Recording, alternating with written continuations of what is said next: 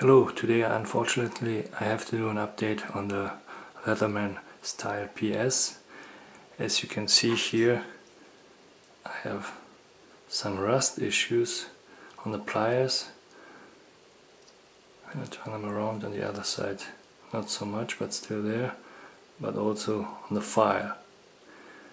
And that's not even the worst thing about it, because when I close it and when I access the scissors here,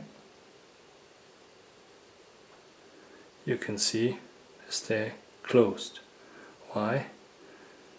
Because the spring just fell off. For comparison, here's the Leatherman Squirt PS4, and here the spring is still intact and also no rust issues. So I don't know why, but the Style PS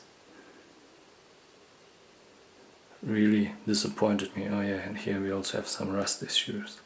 So yeah, for comparison, the Victorinox Classic, no issues at all, just a bit dust, because it's mostly dust.